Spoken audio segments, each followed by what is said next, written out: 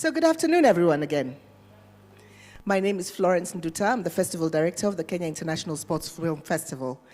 Today, I'm seated with amazing women. I'm so humbled, but I'll put it in one sentence. These are women of substance. Do you agree with me? And I'll tell you why. These women have represented our country in different sports disciplines and have done us proud. These women are mothers.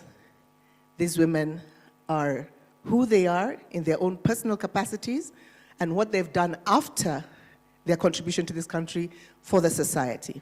This session is Sports Women and their contribution to sports and society. So we're going to be talking about so many different things. It will be a totally interactive session. We'll try and not do it as what has happened earlier. We don't want it to be boring. We're not saying other sessions were boring, but we want to have an interactive session, throughout this discussion.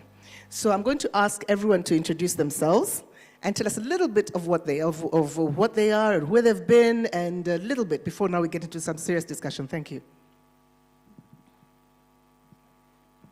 Okay. Good evening, everyone. Thank you so much for having us here. My name is LORNA KIPLAGAT, 4 times world champion, been 3 times Olympian. I am the founder of a high altitude training center in Iten, the famous, the mega for running. And I'm also the founder of LORNA Sports Apparel. So I'm looking forward for this interactive talk. Thank you. Good evening, everyone. My name is Mary KARANO, former golf ladies champion. I have played golf more than 27 years, and I have experienced a lot. And I thank the management and the people who have started this. I think it's the first one in East and as a whole Africa. I will thank Karim and the family. Thank you, and I hope you are going to enjoy.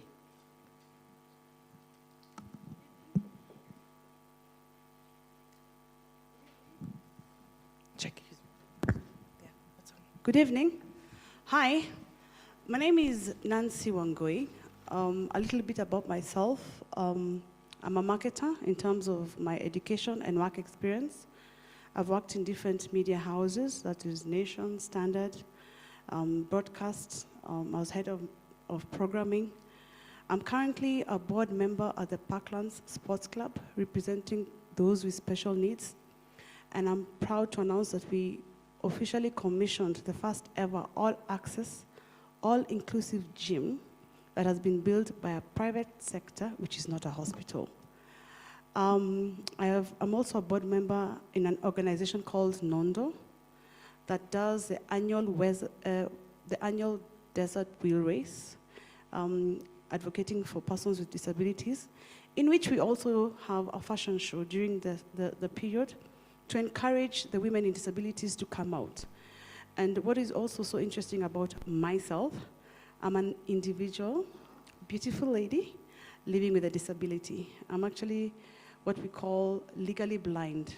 It's an invisible disability. I appear normal, which I am anyway, I'm not abnormal, but it's a disability that I've grown up with, and because of it, I'm very passionate about matters of disability, especially when it comes to the woman. I hope we'll enjoy this session. Thank you. Good evening, everybody. So I have many names. As a former sportswoman, I was known, and today I'm known as, I'm going back in memory, Betty WAMALWA. And I played tennis and hockey for Kenya, won various medals, gold medals in hockey, All Africa Games, World University Games. And since then, I worked in development. I became an environmentalist by training, and I worked in the development sector, supporting Kenyan communities to manage their environment better. And my latest reincarnation or reinvention is as Sitawa Namwalye. I'm now a poet, playwright, and performer. And I'm really excited to be doing that, because when you're born, you have many gifts, but there is that special one. And that is my special gift. I'm currently working on producing my play called Room of Lost Names. And on Thursday, I have a little bit of a part in a film, a film called Subira that is done by a friend of mine called Sipi Chada. So I'm really excited to be here. Thank you. Good evening, ladies and gentlemen. My name is TATA MUYA. Currently, I am a Secretary Athletics Kenya Masters, Executive Member Nairobi County Athletics, World Masters Commission, IAF, and non-stadia athletics in Africa. And also, I am brand ambassador of this initiative. I hope you are going to enjoy our topics, and we are proud to be here. God bless you. Good evening. My name is WANJIRU KARANI, also known as Wanji. I have been a junior tennis player and a senior tennis player. I'm also a tennis coach holding an ITF Level 2 certificate. And currently I'm the Secretary General of Tennis Kenya. So I have played, I have coached, and now I'm in administration. I'm a mother of 3 children and a wife. And I love sports. When I finished my university degree in communications, I gave it to my dad and told him, now I'm off to sports. So that's the reason I'm here. Thank you. So I'm going to leave the mic with you and ask you, what has been this journey when you compare sports when you were playing when you were young and what you see today, especially tennis, especially in the tennis industry? What do you see? Is there anything that could be improved, you know, especially when it comes to ladies playing tennis professionally in this country, especially if you're playing on a professional level? What does that entail? Well, the difference is when I was playing, and just to note that Betty WAMALWA here was one of my coaches. She was an amazing tennis player, and I guess part of who I am today was, you know, built on what she taught me. And but those days we were very few ladies, you know. It was mostly male sports. So I know Betty and Susan Wehungu and Judy Wehungu were all part of it, but still the men overwhelmed us, you know. There was not enough resources given to women. For some reason, every money was given to Davis Cup and men, and you know. So I believe their sport grew faster. The men's sport grew faster because they had the resources and the support. But now the reason why I sit on the board is because I have to make sure that it is equal. I have to make sure that we are also looking at the girls, that we have to inspire them, and equal resources is given to the women. Interesting. Okay, I'll just come down to Mary KARANO. To Mary. And Mary, I'd like you to tell us, where did you start golf? What inspired you to start playing golf? Let's start there. Thank you for that question. Way back, I came from a small village in Kiabu County. And I started golf through friends. I used to walk with the friends who were playing golf, and I was inspired. And when I started golf in 1991, things were not easy. But the sport was there because I was doing other kind of sports in school, like tennis, volleyball, and we used to learn. And when I was in school is when we were told, the teachers could tell us, there is a lady called TATA MUYA, why can't you emulate her? And this is wonderful, Karim and the family. On my left, I can see TATA MUYA. I'm so impressed. So I'm a sportswoman. And when I started at once. And it happened, I was selected to be in the team, Kenya team, to represent the country in Zambia, 1991. And those days, those people who can remember, working with the parastatals of government, you could not travel out. You could not get a passport. You could not get letters. to travel. What I did, you laugh. I had to lie. And I told them, what do you do? I'm a housewife. And I was working with Telcom. That's how I got my papers to go and represent the country. Imagine I was not going to represent my village or my club, and I was representing the country, and yet I could not get papers. But because of that, I worked hard. And I excelled, and I became #1 in Kenya for many years. And I have traveled the whole world to represent our country. But I can say this, nobody notices you, even if you have got those badges. Nobody notices you. Even when you are coming from outside, nobody is noticing there is, they call me Kenya 1, there is Kenya 1 coming. Those medals are given by the state. Being #1 for many years, I don't know how you get them. I only hear, I got one. But for me, but I say, I got one, I have one from God. Yeah. Wow, there's more stories, ladies and gentlemen, but I'd like to come to Lorna. Lorna, tell me where it all began. Okay, my journey is a long story. I'm still young, but I feel like I'm 80 already because of what I've gone through. When I grew up, I had a cousin who was running and was almost maybe a bit younger than Rose. My uncles were running, and we had a lot of Rose TATA MUYA. So I had, because of the role models which were around, I was also inspired to start running. I really liked running. When we were sent by our parents to go to the shop to pick up, by those days, shops were not up country, shops were not nearby like nowadays to go to kiosk. So you would be asked to run like Kipchoge Keino. And by that time, there was this 20-shilling note where Kipchoge Keino was on top of it. So you would look at the 20-shilling note and then try to imitate the strides as you go to pick up sugar or from a kiosk. So that's what inspired me to start running.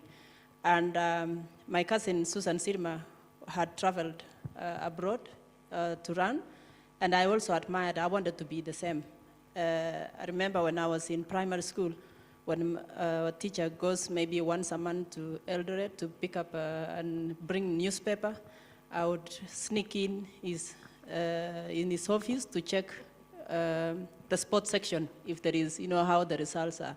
So that's how it all began. And when I finished high school, I was not good enough to go to university, but I could go to a college.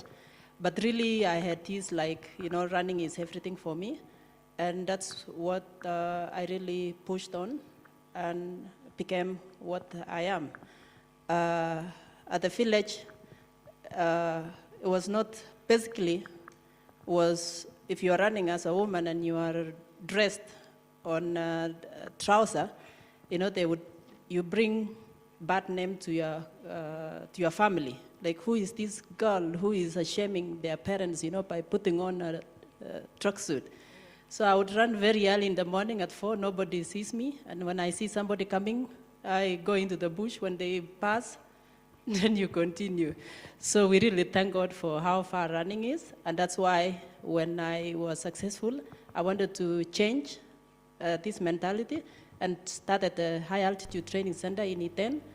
And initially we really host only women and try to push the running to be as in the same level as men. That's how it has started.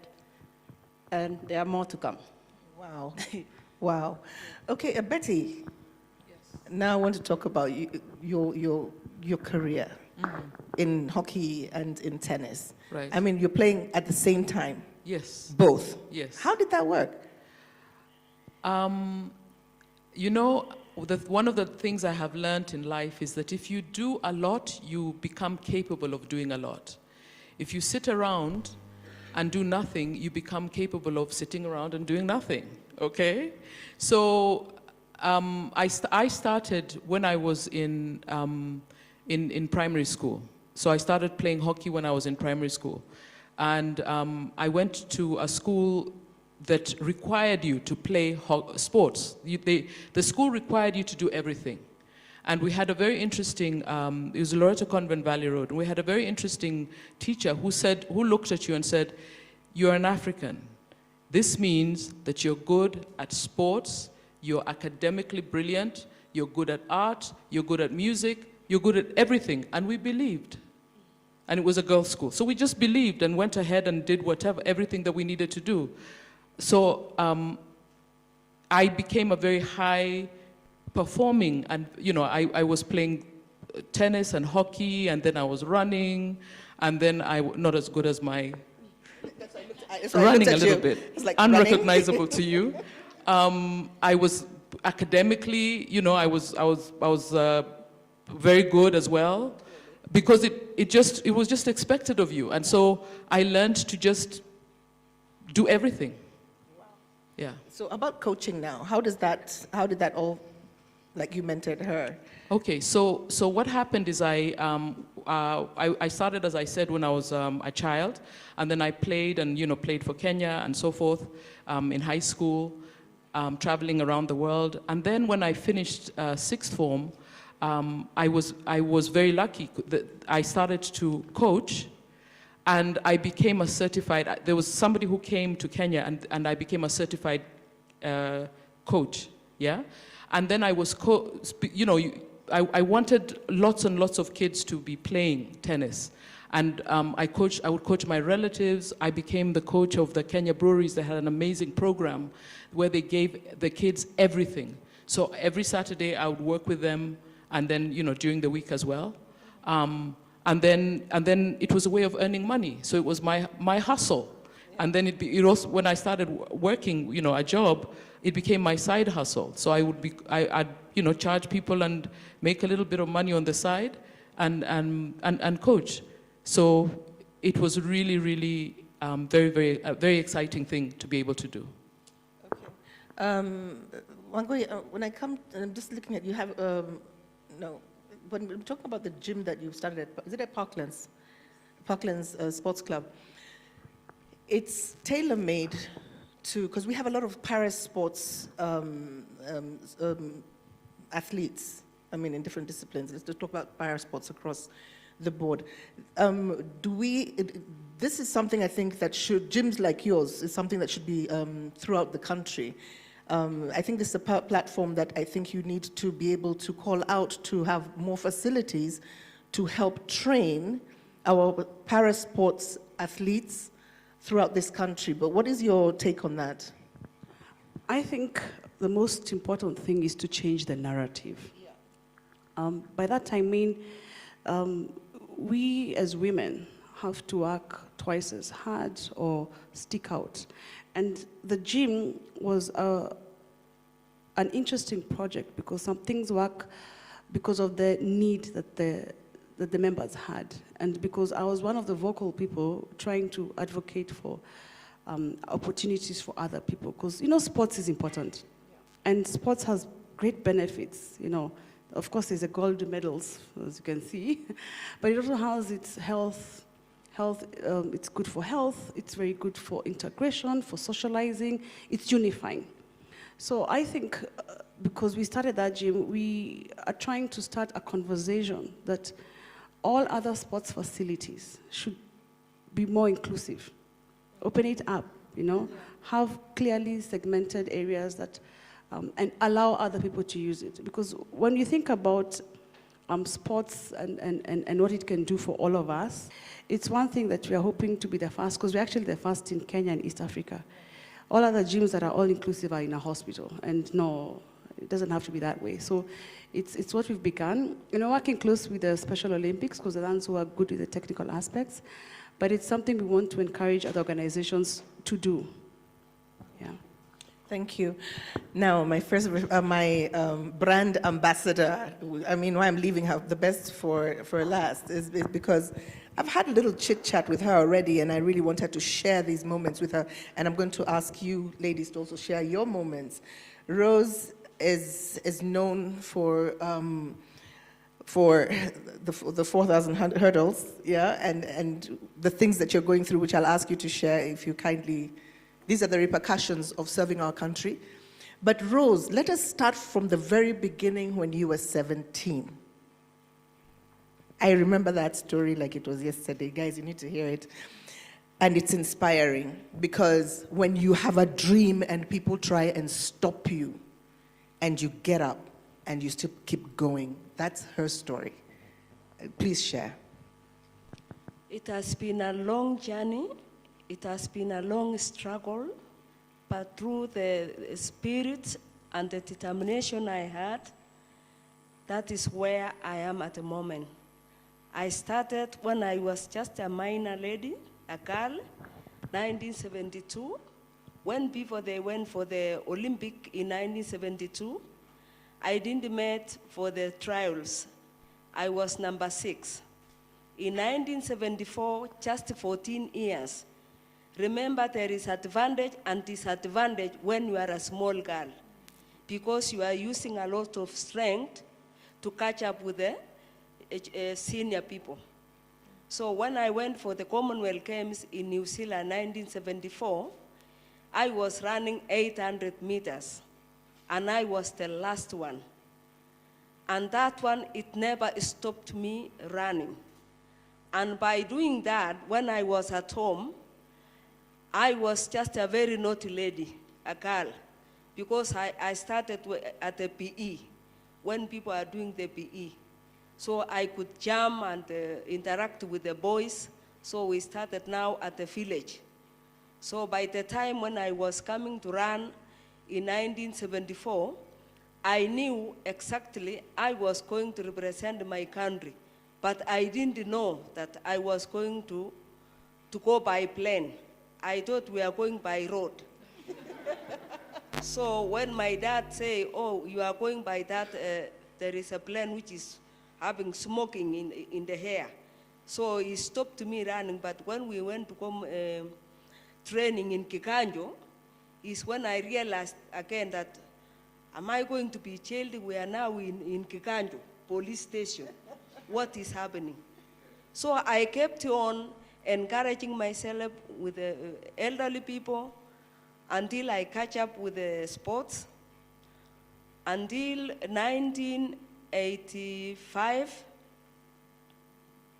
I went to World Games in Düsseldorf. In 1977, imagine I was in Form 3. So there is advantage. That is where I got my firstborn in 1977 when I'm 17 years. With a grown-up person, he has a family. So he gave me a sweet. That is how I became pregnant, and I was in Form 1. Now, when I was in school, I could not catch up with any academic lessons because I can see my life was changing and the uniform was becoming smaller and smaller. So how to sneak to go outside, and there is a watchman at the gate. So the only thing, after 6 o'clock, I go and I dig the hole like a hyena for 1 week. So when I managed to sneak out, I went to Eldoret, and that is now they started looking for me. And the government was paying the school fees for free. So this elder man, he came and told me, you have to do the abortion. I told him I might die. I rather keep my baby and be alive myself. So he took me to one of the hospitals in Eldoret, and he said that he's going to pay 1,500. And I say, okay, take me there. While he has not arrived, I was the first one to see the doctor. And I told the doctor, look here, if you are going to do the abortion, I'm going to report you. What you do, take the 500 shillings, give me the 1,000 which I'm going to keep my baby. When this elder man comes, just give me an injection for the vitamin. So he did that. So this elder man, he kept on. The baby is still there.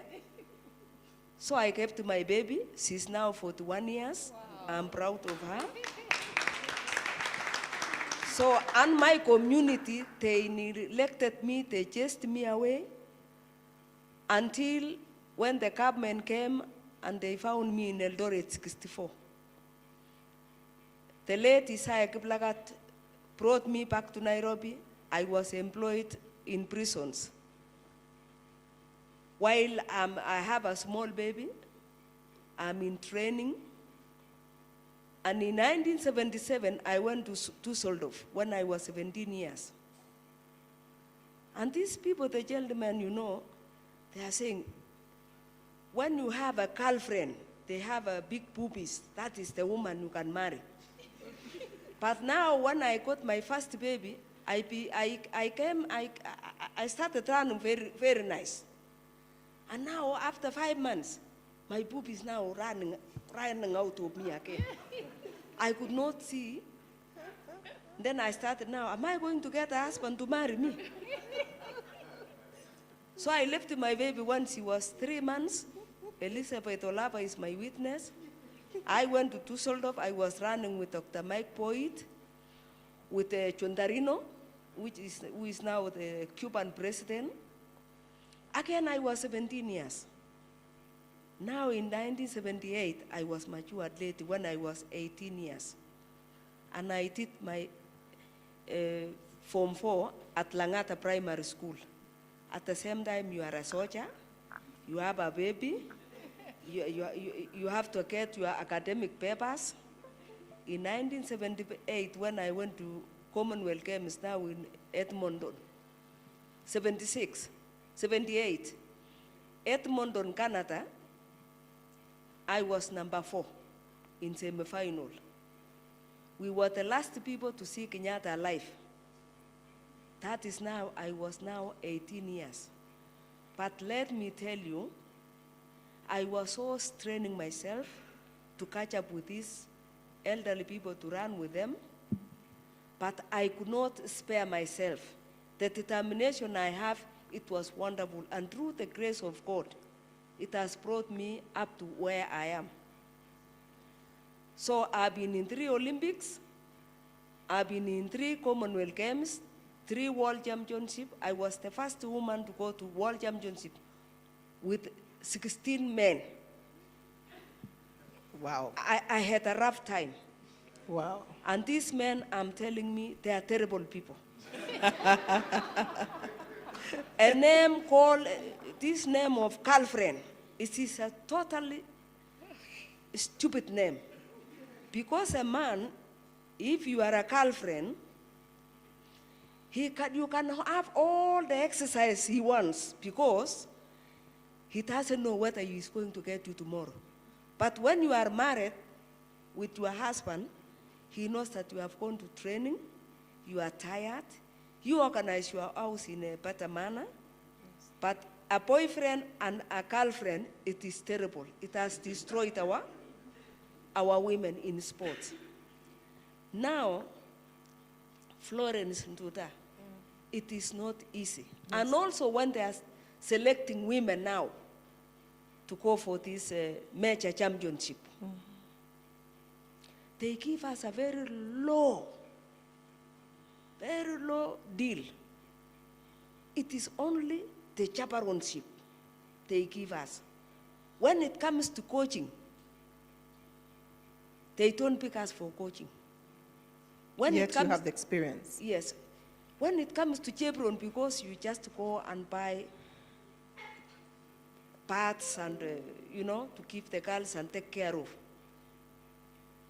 So I'm telling you, inside of women, we have a lot of challenges.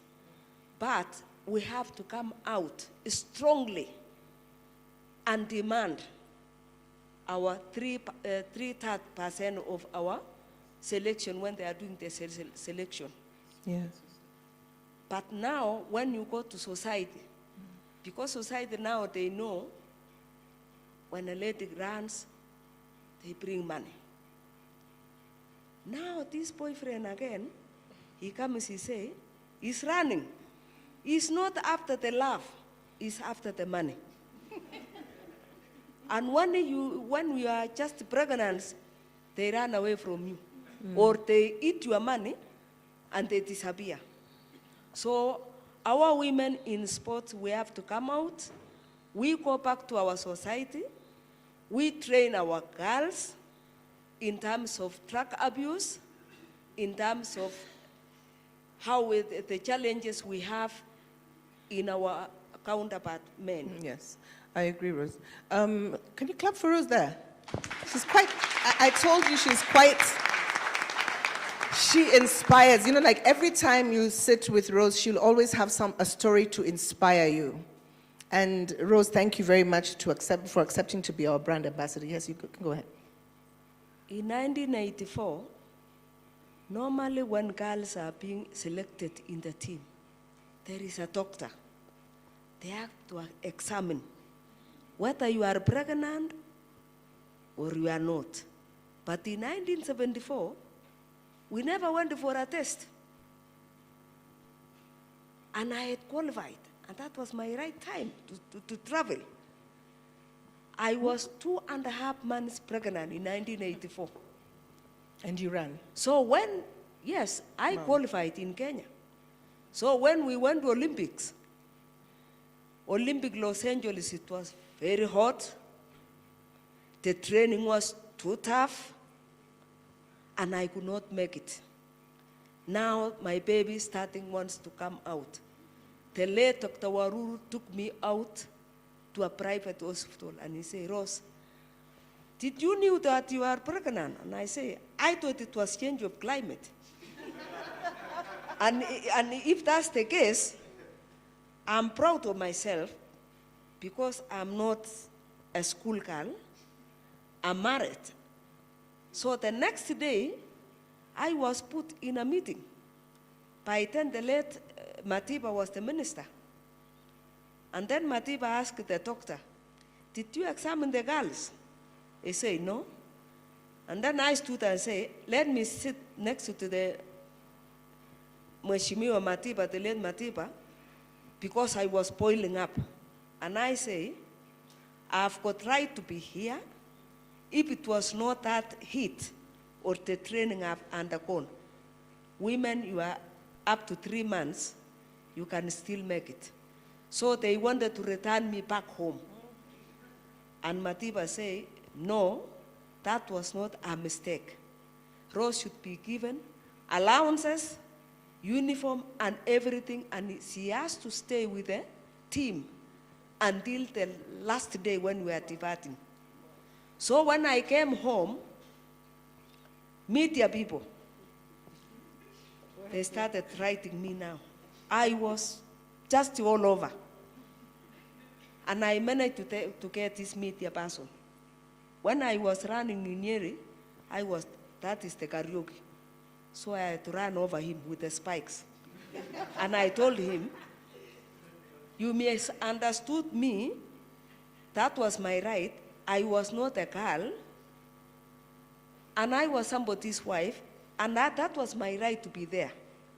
And there is also a future, and there is also next time. So in sports, in women, we have a lot of challenges. Thank you very much. I had a quick question for Lorna. We had a session earlier on doping, and we addressed various issues, especially on, the new upcoming athletes not really knowing what should they take, what's doping doing to them, because you are here today, you've achieved all your goals without doping. So what advice would you give our current upcoming sportsmen and women, and then tell us what you're doing at E10 and to educate our young upcoming athletes? Thank you. The problem nowadays is that people are not there for the sport. When we were running, we were there for the sport and we wanted to be the best one in the world. Like for me, I will not even look at the prize money that an event is paying. I liked events. Whenever event I wanted to run, I would run and didn't care how much money are they paying, but I wanted to beat everybody and be #1 in the world. That was the goal. And then luckily others came, including payments and so forth. So nowadays people are more for the money than the sport. And the other reason also, because they are there for the money and not for the sport, is they don't want to train as hard as how we used to train. They just want to cut a shortcut. You know, normally when I was competing, and most of us, the seniors, when we were competing, Waki and everybody, Rose, you just have to train and go back to sleep. Wake up, eat something, train, go back to sleep. You know, you couldn't do anything else. But nowadays you find people training, when they are finishing a long run, they are all over, you know, they are everywhere. It's not possible.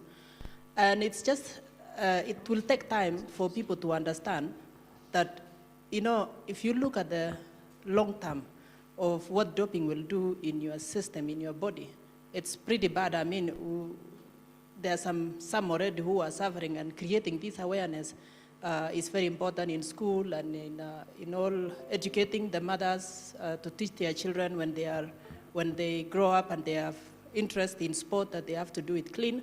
So it is a long journey, but I think we will beat it up. And just for people to understand that it's not necessary, you can do it without.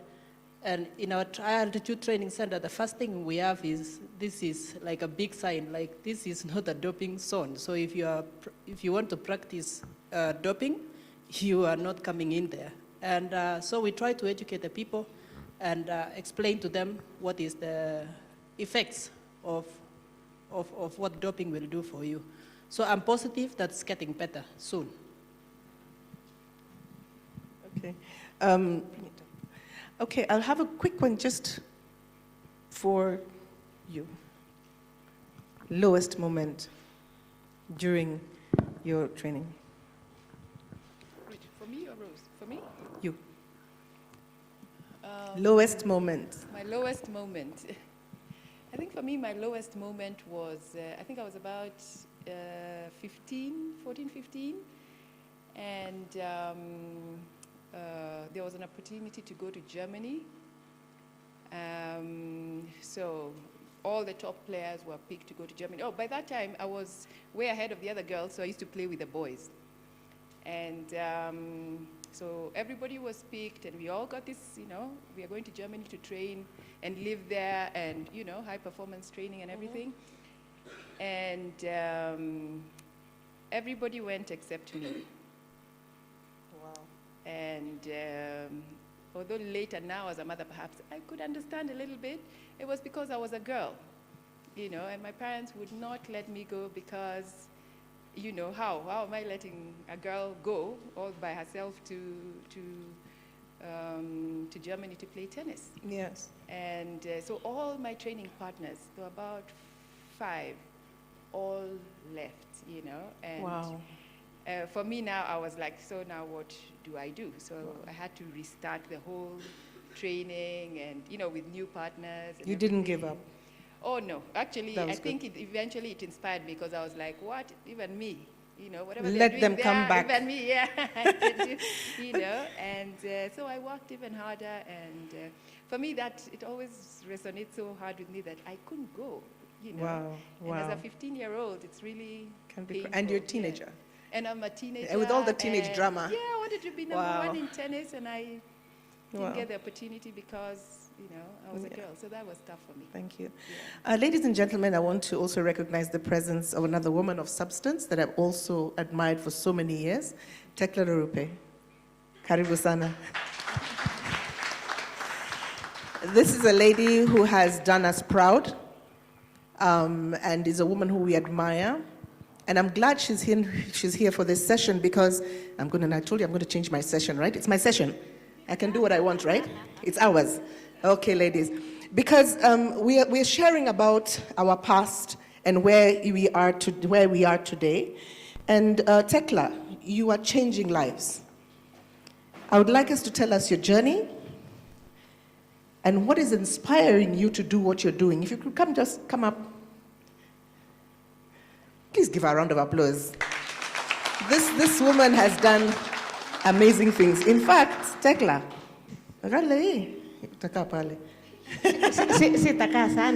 just for 2 minutes. It will go to a question. When she comes into the room, we should always recognize her. Thank you, Tekla. Really appreciate. Tekla, utatuambia kidogo tu how far, when you started, how far you are, and what are you doing for us women? Where do you think, do we work extra hard? Do we have to work extra hard than the men to prove ourselves? Yeah? Well, thank you very much. I just want to thank the sports and films. I can say that we as sports people, every time we run, the media, they film us, but we never realize that we are also celebrity. We thought those who are going to Hollywood, they are special, but it's us that we create all this. I'm really happy to be here. I did not know that I was coming here. I was bringing my sister Kola from training coming home. And I have another meeting for the football here. Yes. So I wanted to stay outside, but no, but you would say you have to come in. Yes. When you said about changing lives, I respect all the women here, Lorna, TATA, and all my other sisters who are here. Our coach, Olava. Olava trained us, yes. Therefore I'm proud to be here today. Thank you. We as women, we are the mothers, yes. And therefore we have special moment whereby we change lives, even during pregnancy. When Tata said, you protect that kid to come out, and you nurture that kid. But in halfway, our energy, people get to undermine us. But if you want to change lives, we have to stand as a women and play on our own roles. I don't want to compete with a man. I want to compete as a woman, yes. And my role, and show the directions. In that case, you have more energy, maybe than man, because we carry a lot of load on our shoulders, and therefore, with kind of respect, we will earn more than saying, I want to fight against men. Who is man? Is your son? Is your brother? He is everything, and therefore we don't want to create war, but we want to create understanding that we have our role, that they have to respect and they have to give us a better positions. Yes. Thank you so much. I wanted you to hear it from her herself. Tekla has been doing a lot of things to reconcile our nation, our different tribes in where she comes from. And I want to say, continue doing the hard work. We are still following you, and we keep on praying for you. And thank you for standing up for women. Thank you very much. Then I can release you again. Thank you very much. So I think it is my right to even ask Lorna. Lorna, when was your lowest moment, your toughest moment? When you really had to decide, Navy? My toughest moment was tough, but I was confident.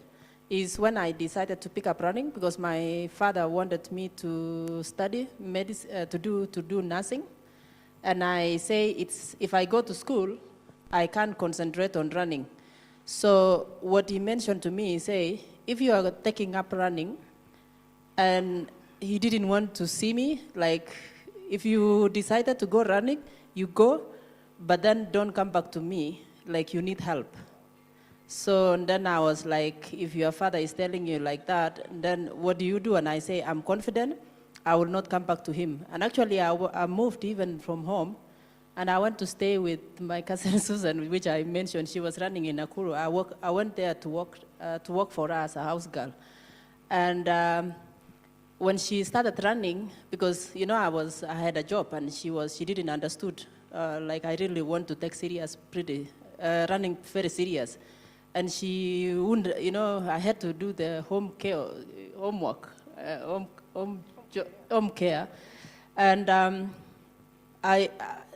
running part was not in a program, so I always, persuaded her, like, I can escort you guys until there, and I'm coming back immediately to make tea. So I would go for 20 minutes, come back immediately before they come, and I would have make the tea and everything, make everybody nice, happy.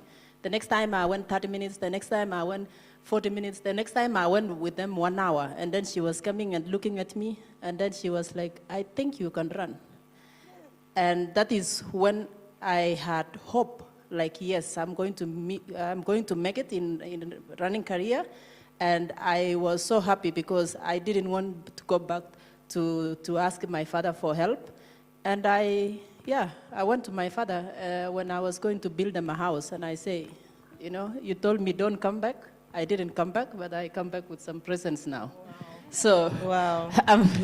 That's an amazing story. Okay, so ladies and gentlemen, you can ask us any questions. I'll leave it open to the floor right now.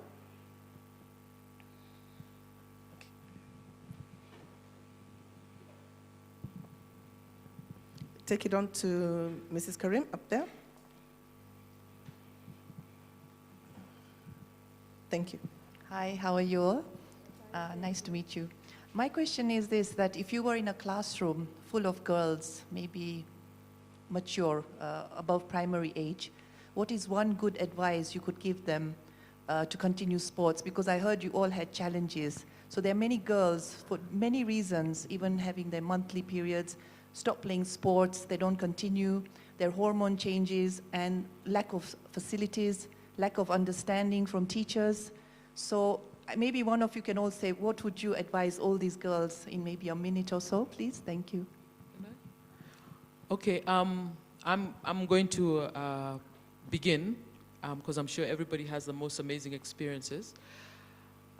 When I was playing sports, so I started in primary school, and there were a whole lot of us who were really good. And some of them were even better than me.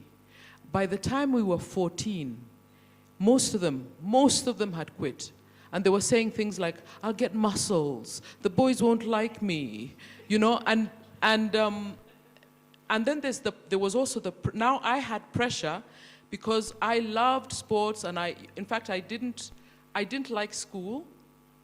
I liked sports, and my parents had said to me, if you don't do well academically, you have to stop the sports. So I had to do well academically to keep doing the sports. And what I would like to tell them is, you are by yourself as a human being. You're here as a human being. You're not here in relation to boys. You're not here in relation to other peer pressure, you know, giving in to other people saying, you know, oh, I'm quitting. I mean, some of the girls, you're like, why are you quitting? They didn't even know. So they were just quitting because other people were quitting. And I then had the pressure sometimes of having to pretend that I wasn't that keen. So I'd have to, so now they became my problem as well. They became an additional problem because they're all cool and hanging out like this. And then me, I'm an eager thing going to practice again and going in, entering that tournament again and, you know, running, you know, doing all the exercise again. But I want them to be my friends because they're also the cool kids. So I had to learn how to navigate being their friend, but also making sure that I had my dreams and keep going with my dreams. I mean, sports is amazing. I mean, you know, I think if you look at all of us, don't we look gorgeous? Regardless of our age. No, seriously. Regardless of our age, you keep your body, you know, you continue to work out, you know, you learn how to eat even after. The rewards are so amazing. So I would just tell girls, particularly girls, don't listen to them. Keep going.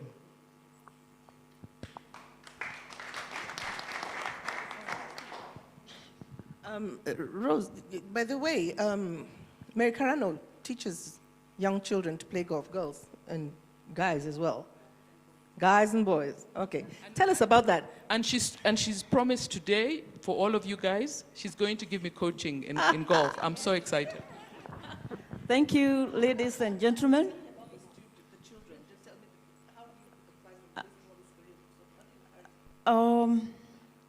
You know, golf is not like football where you run around is a sport where you need your brain, because you are learning after one small ball called golf ball.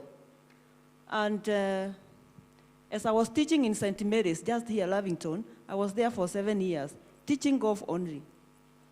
And it's not easy, because a parent will come and pay for a term for a kid to run golf. But he will come to the lessons maybe once per term. But he'll be telling dad or mom, oh, we have been playing golf today, no. But he has not been coming for the whole term, because no, it's boring. It's for old people. But if they are encouraged at home, and if the parent would play, these kids could play golf.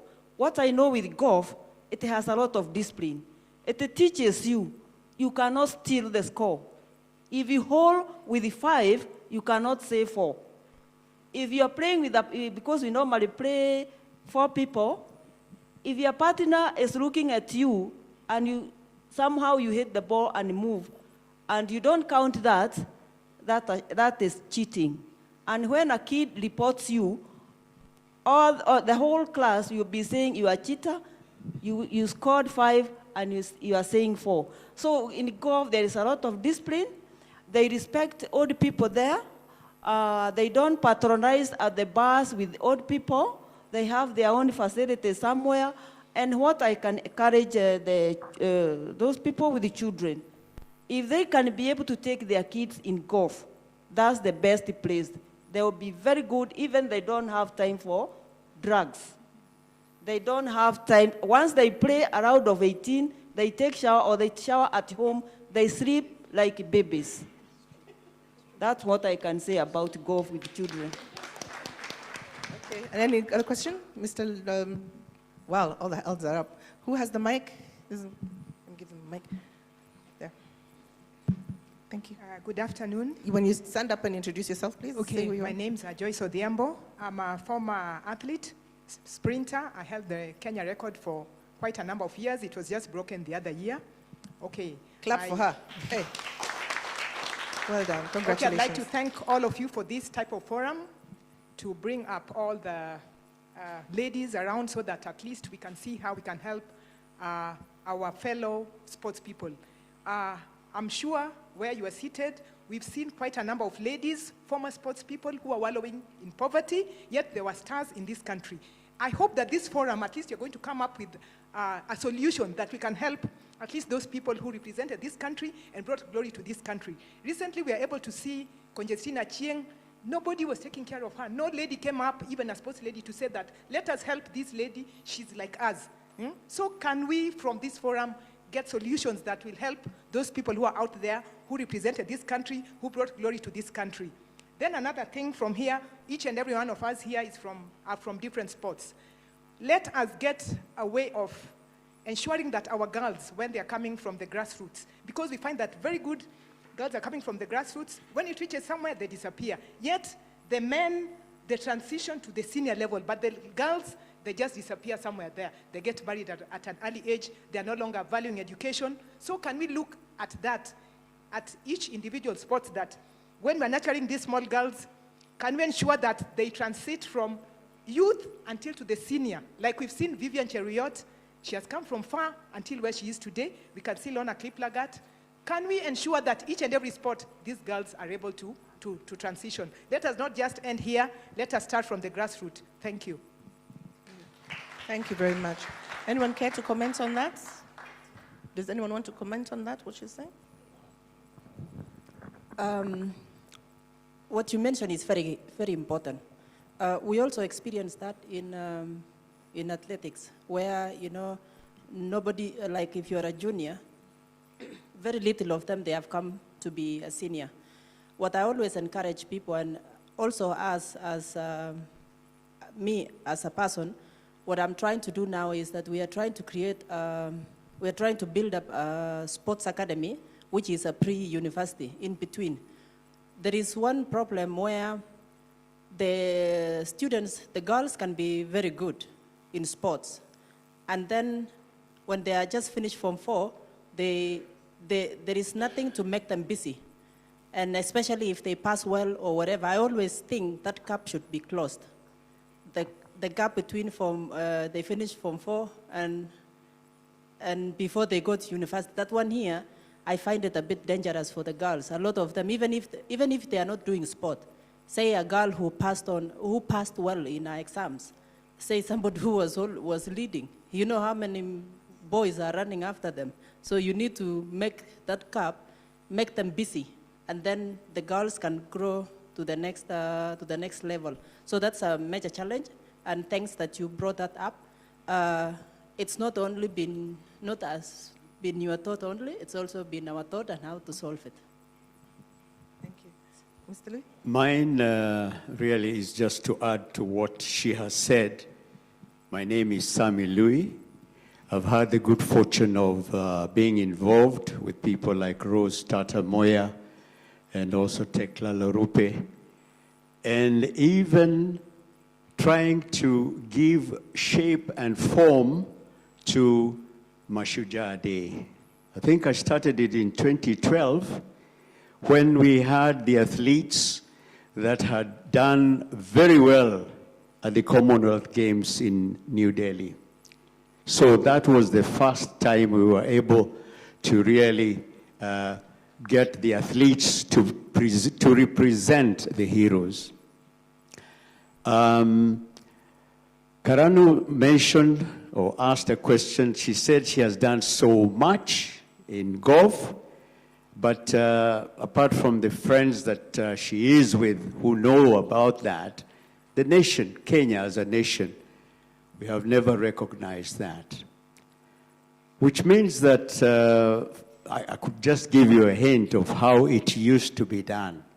I don't know what is pertaining at the moment, but the time when I was around there, the whole thing is started by the permanent secretary.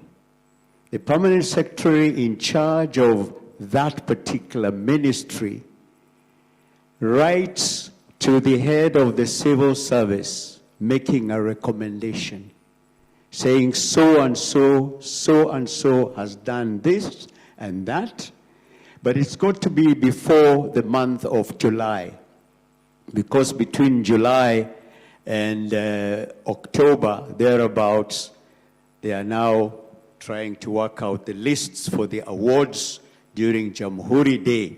That is when presentations are made. The point she has made about sporting fraternity, getting together, is very, very important. For you, as ladies, beautiful ladies, young ladies that have brought a lot of fame to this country, and also the men, you need to get together as a sporting fraternity.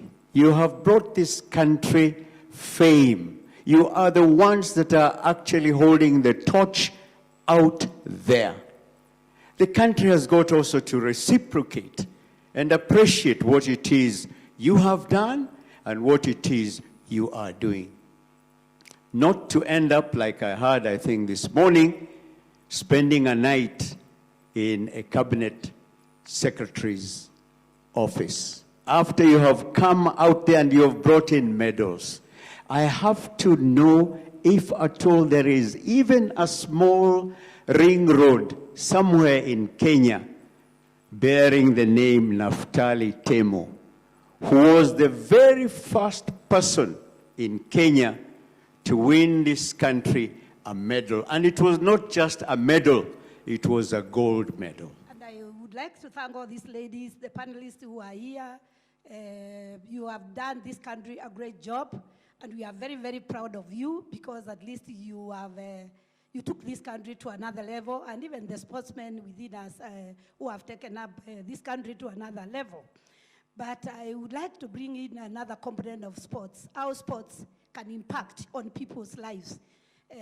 Because after these ladies have run for many years, after Lorna has run many years, after Mary, Rose, Tekla Lorupe, sometimes they go back to the village, and sometimes nobody recognizes or they have no ability to do something and the impact on the society. I am standing here as a marathon runner, and I started running at the age of 50, and this is 14 years ago. That is when I ventured into marathon running. And the reason ask me why I'm running marathons, I'm running to make a difference in people's lives and change the society, because as you understand, 80% of our bed occupancy in this country, it is lifestyle diseases. If you go to these hospitals, that at least many of our hospitals, the bed occupancy is lifestyle diseases. And these lifestyle diseases, the government is using so much money on curative other than spending the money on prevention. And the prevention, we could use even sports. And we would like to come to that angle of sports. Let the government, or let ourselves at least engage ourselves in sports, so that at least we can change the lifestyle diseases that are killing most Kenyans. And the reason why yes, I've said, I started running at the age of 50. This is the year 2004. And for the last 14 years, I have been able to move mountains because I have been able to run, I have run almost in all the races this country actually hosts. The half marathon, I ran in half marathon for 3 years, and in 2007, I ventured into full marathon running. And since 2007, I've never looked back. I have been running full marathon. And the reason, as I have said, every drip of sweat, that drips out of my face when I'm running, it goes in to help somebody in dire need. My drip of sweat does not go in waste because it goes to help somebody in dire need. And of course, I have run in almost in all the races in the region here, Mount Kilimanjaro Marathon. I've run in MTN in Uganda. I've run in Kigali Peace Marathon. I've run in South Africa in the ultra marathon running. In 2010, I ventured into ultra marathon running. And I went and ran 56 kilometers. At the age of 56, for my 56th birthday, I did 56 kilometers in South Africa. Please, ladies. And yes, and I have run, I came back, I've been running, and we've been involved in little projects. Because the reason why I'm saying we can use women to change lives through sports. And these people, they are doing it, they are impacting on the youth. And we can as well, other women out there who are running marathons and who are doing other sports, we are impacting the society through sports, because we've been involved in cerebral palsy children, a project that at least as we go to see in Kibera and Waithaka. And of course, during my runs, I have been able to run for a child who was born with rectal malformation. And this child went to Kenyatta for 6 years without getting a bed for admission to correct the rectal malformation. And for 6 years, the child kept on going there. But one day, when I was retiring from the civil service on my 60th birthday, I used my 60th birthday to arrange for a run and arrange for that child to be operated. And that child today, 2014, lives a normal life, and the child went back to school. So in a nutshell, what I did this year, for my 64th birthday, I was turning 64 this year, and I decided to run a 90-kilometer race. This is from Pietermaritzburg. Those who know South Africa, Pietermaritzburg to Durban. And of course, 90 kilometers, it is Nairobi to Naivasha. And I decided to use it for my 64th birthday. And Kenya does not have, this country, even after all these corruptions and everything that is being talked about, we do not have a public children's referral hospital. And somebody who is a founder, in conjunction with LORNA KIPLAGAT, who is sitting there, they started a children's hospital at the Moi Teaching Referral Hospital called Shoe for Africa Children's Hospital, where every child should be able to go to Shoe for Africa, and they are able to seek for treatment. And even if these children do not afford to pay, somebody somewhere will run or put their money there, and that child is not going to be sent away because it has a special cancer ward. And as you know, mostly, statistics almost say that every 10 children who get cancer in Kenya, 9 of them die because there are no facilities. So this is there is a special hospital in Eldoret that has been started because of sports.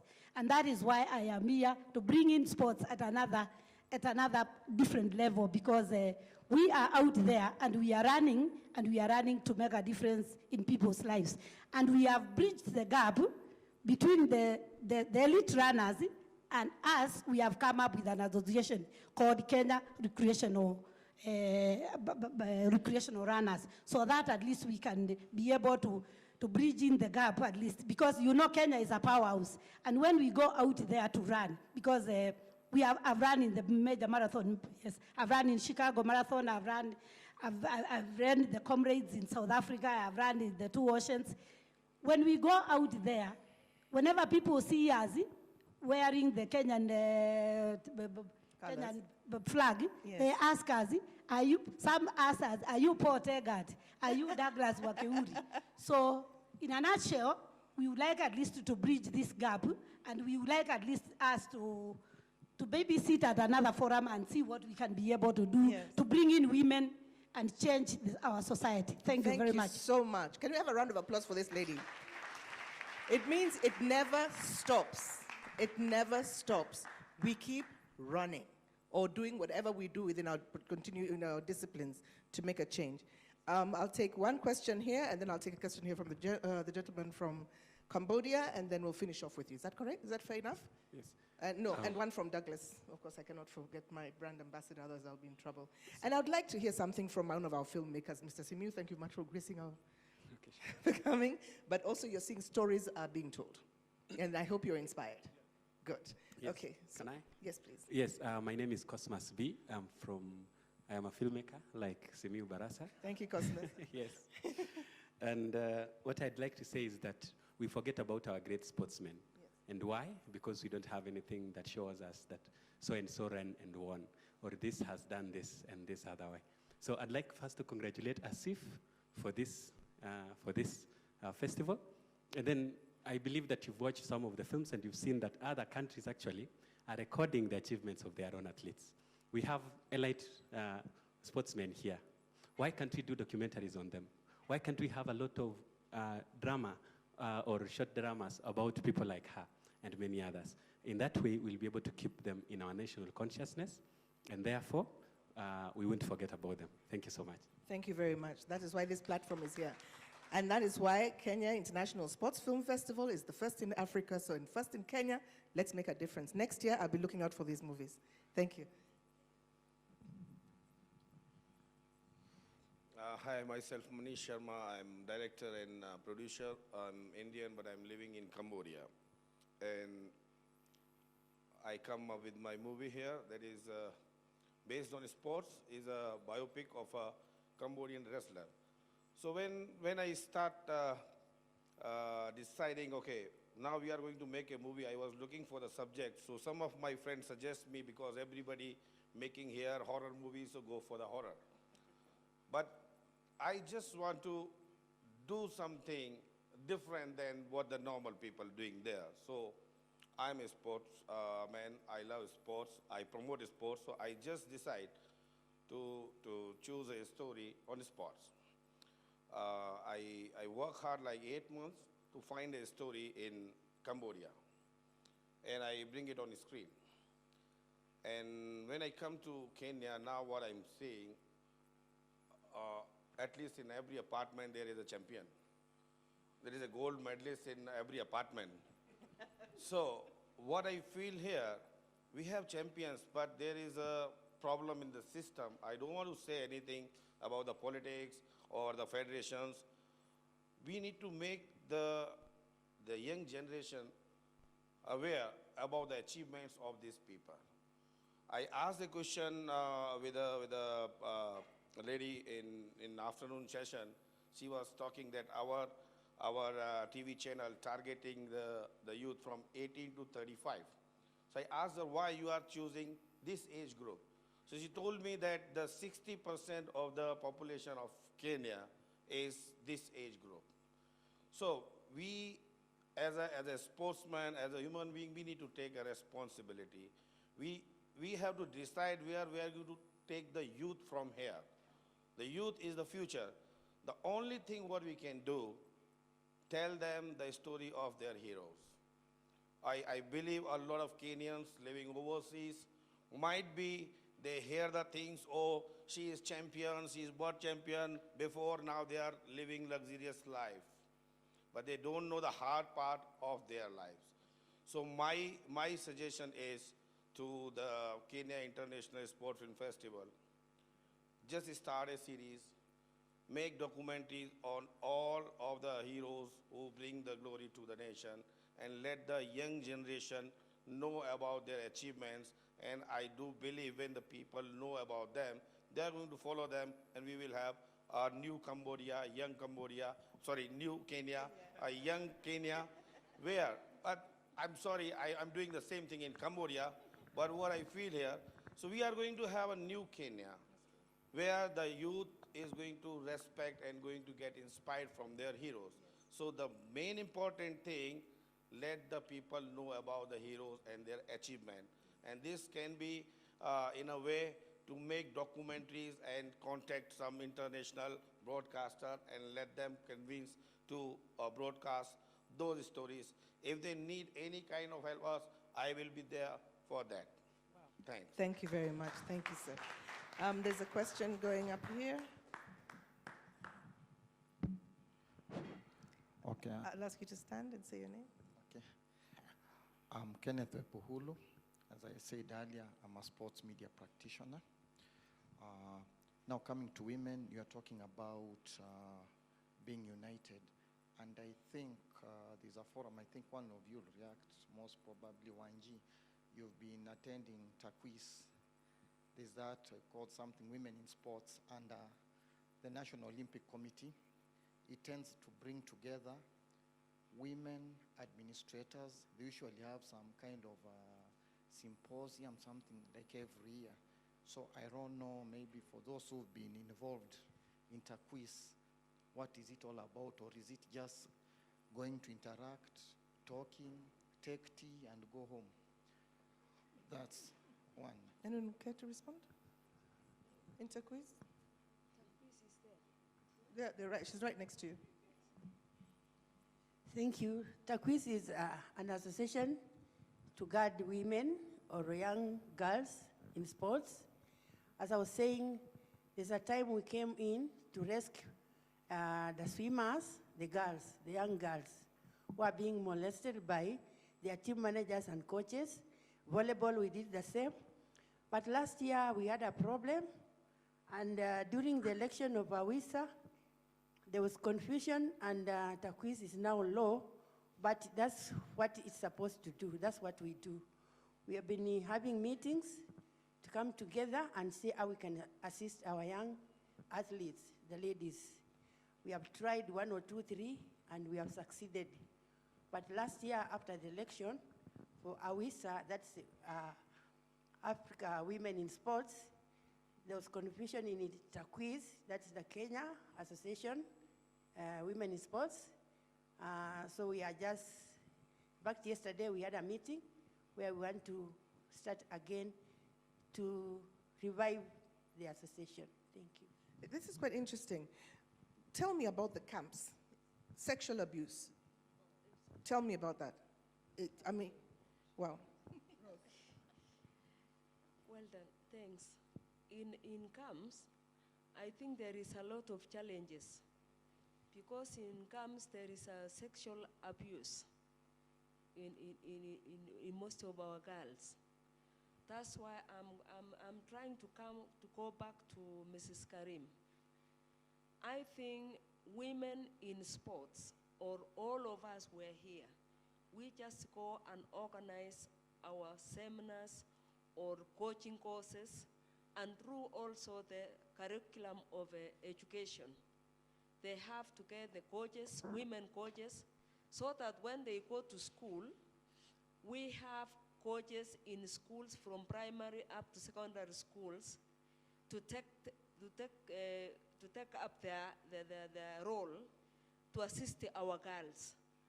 Otherwise, in the camps, there is a lot of sexual abuse in men, especially when they go for training or doing the massage. If you don't want to be a girlfriend, you'll be kicked out, you'll not be selected. And then those are the abuses. And the girls, they run away from the camps, and then they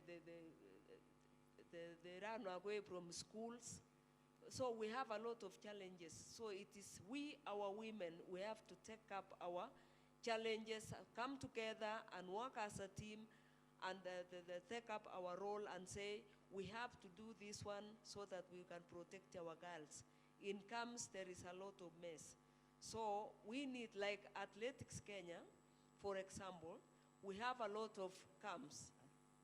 If there was a way of women coaches, they can send us there, we go to the camps, we sit with our girls, and then they will tell us what are the challenges they are going through. I think we can get a lot of problems what they are undergoing, but we don't have those opportunities. Thank you.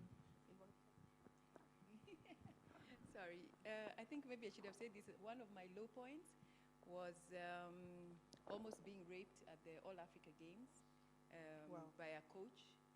And the other one was when one of your coaches, what should I say, falls in love with you, or you know, and he's supposed to be, and he's supposed to be this person that you've always looked up to, and you know, it is heartbreaking. It is a terrible place to be in, you know, because this is a person you're supposed to be looking up to. He coaches you, he trains you, and then all of a sudden he has switched, and you have no idea what is going on. And so that was one of the reasons that I stood for office for Tennis Kenya, so that I can be able to change this. So these days, we support women coaches. In tennis, we don't play. You know, our national coach is a lady.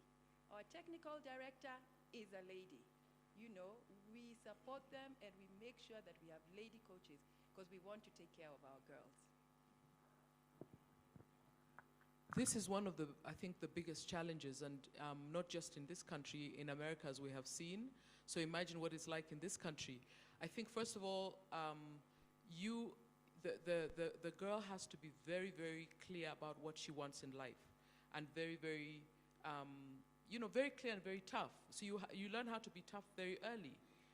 But then I mean, I did absolutely everything. I played, I became a member of the Kenya Lawn Tennis Association, I was a coach, I was a manager, team manager during international games.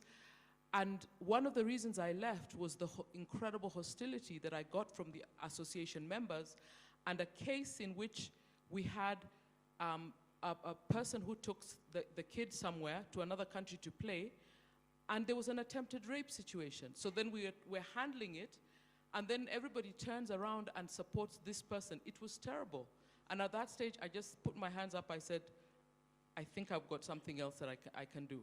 So let's also not pretend, because our sports associations are a reflection of this country, of the hypocrisy, of the misogyny of this country, right? But you're all absolutely right. Women have to step up to protect, because we're the only ones who can do it. I just wanted to make two suggestions, solutions. Yes, quick one. Just a quick one to what you mentioned about, I was in Ethiopia during a big national event. They had their athletes marching. You know how they have the soldiers and the who and the who? So they had their former athletes marching, right? That's an easy way to recognize. They had, the thing that floored me, that excited me most, was they had the people who fought in the war against the Italians in 18-something, the ones who were still alive, were marching. You know, in many other countries, if you have done something for your country, you don't have to beg anybody, because what are we going to do? Who are we going to beg? Yeah? there's so many opportunities for us to be recognized. I would love to get an invitation from the Kenya government on X number, whatever national day, saying, please come, blah, blah, blah, right? That is one thing that can be done and should be done quickly, yeah? Another thing that I think that should happen, we should get pensions. Why is Conjestina suffering in the way that she's suffering? Why are we as individual citizens, with the resources that we have, which are not a lot, being asked to step in? Did she work for me? She worked for us, and she's worked for the government. She put our country on the map. We should get pensions. And also health care. I think also health care is also something important. Yeah. So I'll just take Lorna's last comment, then we'll finish off with the brand ambassador. Let me just add on this, because for me, I've experienced as well as when the rest have done. When we are talking about a solution, I'm just thinking already on the in charge of sport, the minister in charge of sport. They should be, we have to do rules now and where they have to follow. Like if you are bringing Kenyans out, all the coaches, Chevron, everybody need to be given a tutor. Like they have to come on a class and be told what they should not do, what they should do, and it should be mandatory. And then serious, if you do an offense, you should go in. You should, like, the results should be like go in. Go to prison. So, and that one can be done. Yes. We can go to the minister immediately. Yeah. And if he's not doing it, then what is he doing there? So for me, that is very clear. And we can start doing it now. Yes. And we have to start now, like who is going to see them and to see him and what is the next. I'm sure we can challenge ourselves. We get these ladies. We already have a good team here. And we have everybody and we here. have these other ladies here. If we get together. Yeah.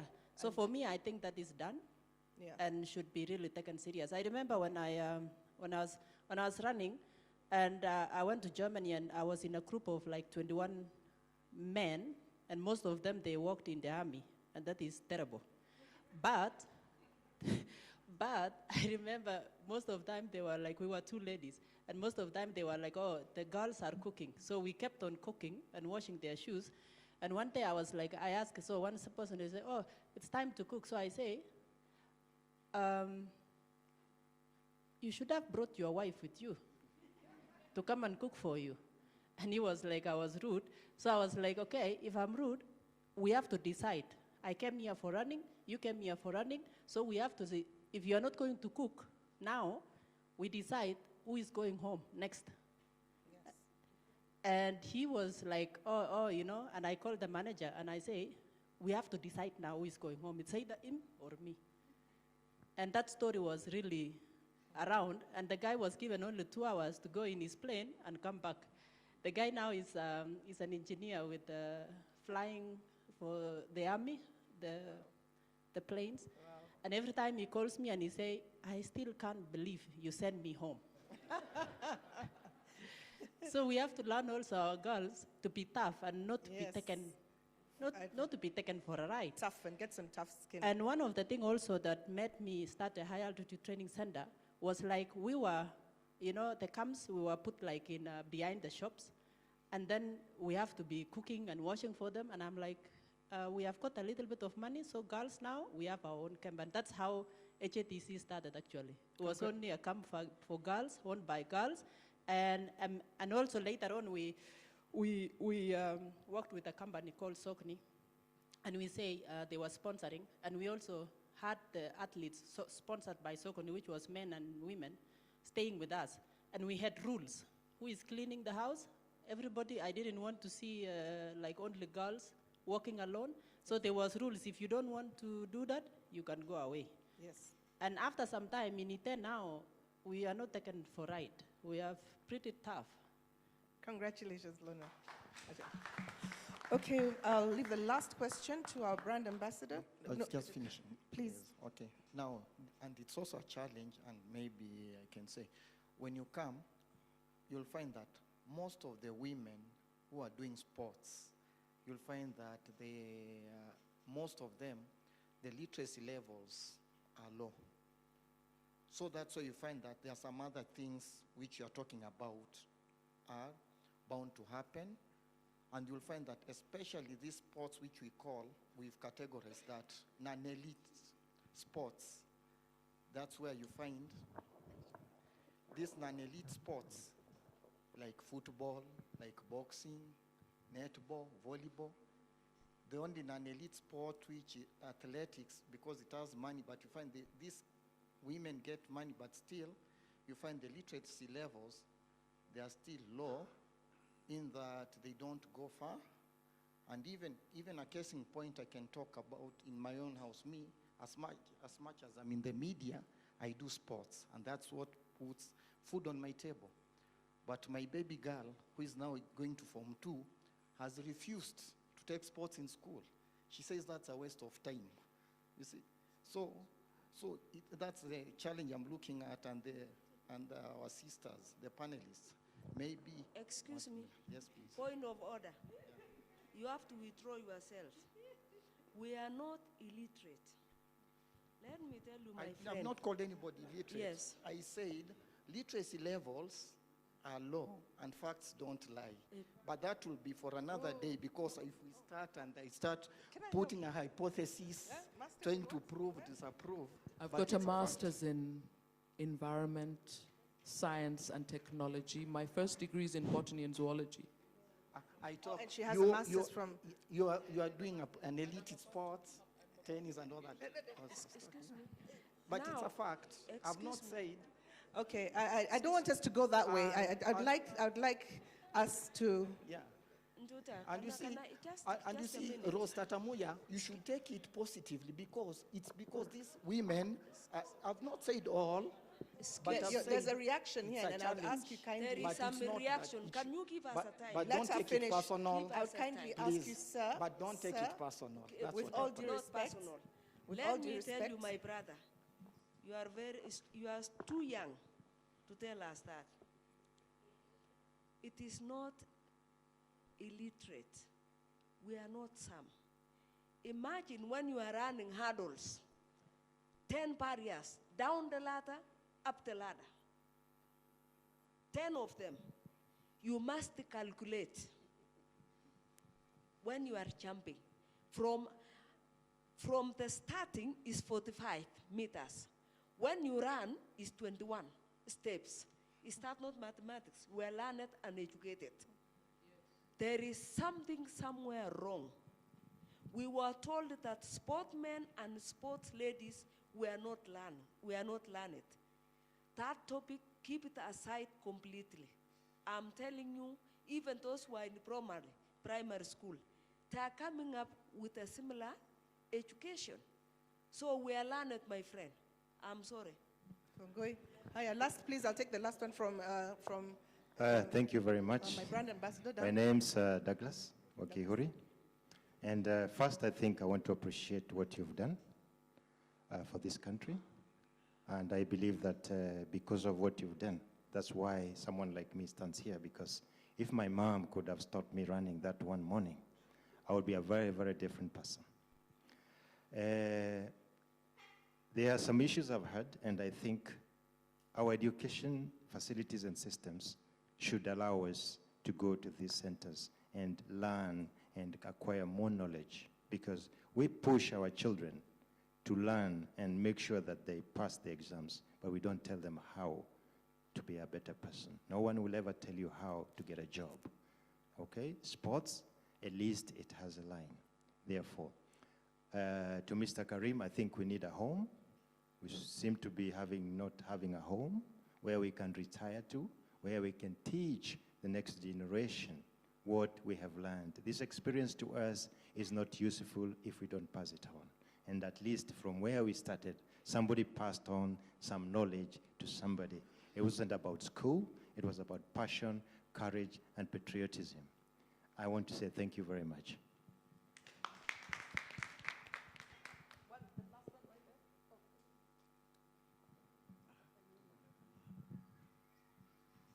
Hi, And I that's the just want to last be session. quick. So we're talking about listening to all these issues on rape and women being sexualized, but I think the main issue, instead of women feeling the need to protect themselves and to cover up, I think we should, how do I say it, educate boys and men in schools on how to respect women and how to treat women. Instead of women being the issue, I think we should be allowed to wear what we want. They should be able to dress how they want in sport. So I think the main issue is educating men and educating boys on how actually this is a really big issue and how we can change that. So hopefully, I don't know, some system can, maybe it can be a topic that we can introduce to schools.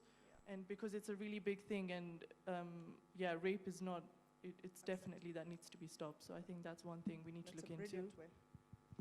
Thank you. So, ladies and gentlemen, that we have come to the end of our session, and I want to say thank you so much to these ladies for giving us this opportunity to put our stories on the table and share it with you. So thank these wonderful ladies for me, please. You want to say something? Yes. Okay, I can see you. Okay, I think that this is a great start because we've started the conversation on women in sports and what to do. That's brilliant. But one of the things I just needed to address, sorry, I'm really itching, forgive me, that sports guy. Never, ever categorize one person and make all of us the same. That is the most unfortunate thing that anybody can do. Just because maybe somebody somewhere may have seemed to have low literacy does not mean we all are. So let's start by defining each individual person. We are all different women with different abilities. So let's first recognize that. I loved what that lady said. Education for the men, it's perfect. I think we are just as equal as men, women. So all of us need to get educated about this sexual abuse. Lorna, I grew up in a barracks. You're right, those soldiers, they're not good. And I was the only girl, so just imagine the wars I had to fight. The takeout of this is that we started a conversation. The organizers, I don't know what you're gonna do, because the conversation has just begun. There's so much to be said. There's so many steps to be taken. There's a lot of work we need to do. And because we started it, I'm honored and proud that I've sat around such great women. I don't know what kind of selfie I'll take. I don't know how I'm going to update my social pages. I'm just really honored. And because we have started the journey, I believe we're going far. Thank you. Thank you, thank you. Thank you so much, ladies. What an amazing panel. Another round of applause for them, please. And yes, the Kenya International Sports Film Festival is the beginning of a wonderful, wonderful journey. I keep on saying it's an immersion into the world of both sports and film. And I give special thanks to our moderator, Madam Florence NDUTA, to LORNA KIPLAGAT, to Mary KARANO, to WANGUI IKAHU, to Betty WAMALWA, to Rosa MUYA, and of course to WANJIRU KARANI. Thank you so much. A round of applause for them. And we thank you for your time, commitment, and dedication to ensuring that this panel was able to happen, and also that lovely special appearance by the great Tekla Lorupe, who uses her athletics ability and her name and her talent to actually do conflict resolution. She's a peace advocate. It was actually a very pleasant surprise for her to grace us with her presence, and that is something that is simply divine. So for her, give her a round of applause.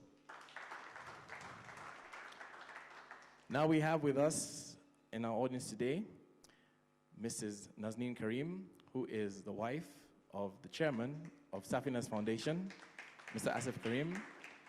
She is also a trustee of Safina's Foundation, and Safina's Foundation is actually what is responsible for the Kenya International Sports Film Festival. So I will kindly ask Mrs. Nazneen Karim to please come up to the stage, because there's some special gifts from Safina's Foundation in conjunction with one of our partners, Sports Planet, for the lovely ladies on this panel. Madam Moderator, could you please meet with Mrs. Karim? Thank you.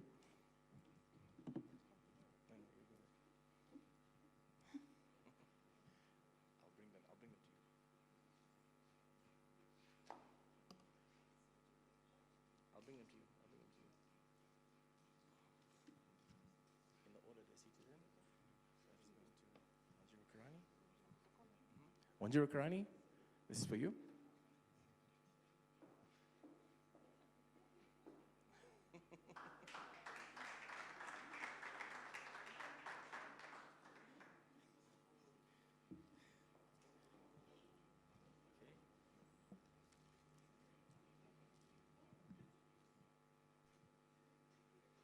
This one is for our brand ambassador, Rose TATA MUYA. The great Rose TATA MUYA, might I add.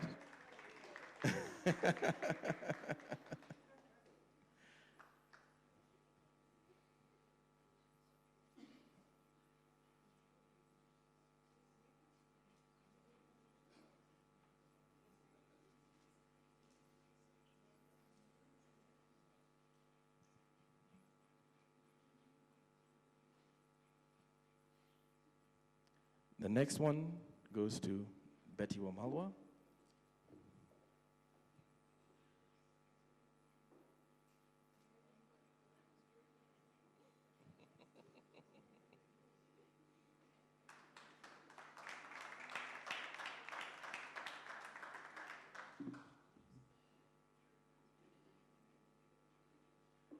The next one goes to WANGUI, IKAHU.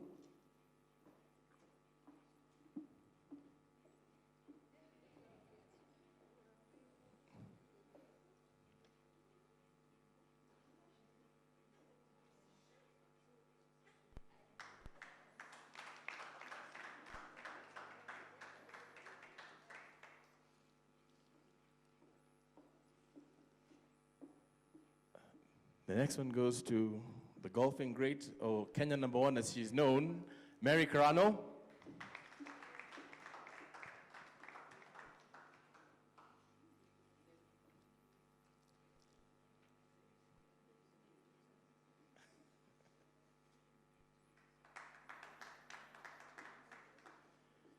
And this goes to LORNA KIPLAGAT.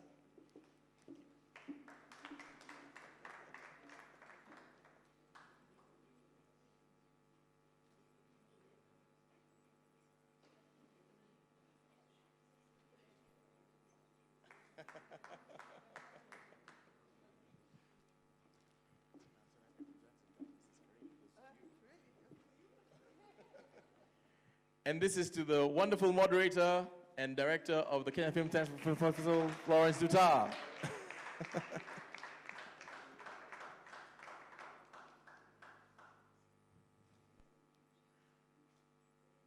Thank you very much. You're very welcome. And one thing I always like emphasizing is that the Kenya International Sports Film Festival is a film festival that deals with sports and film. It is the first time it has ever been done not only in Kenya, but on the African continent. So everybody here is making history. And with that, I'd like to thank you, ladies and gentlemen. I'd love to thank this lovely panel, and I'd like to ask the panel to exit, to go outside so they can be able to take photographs with the chairman, the festival director. Thank you very much.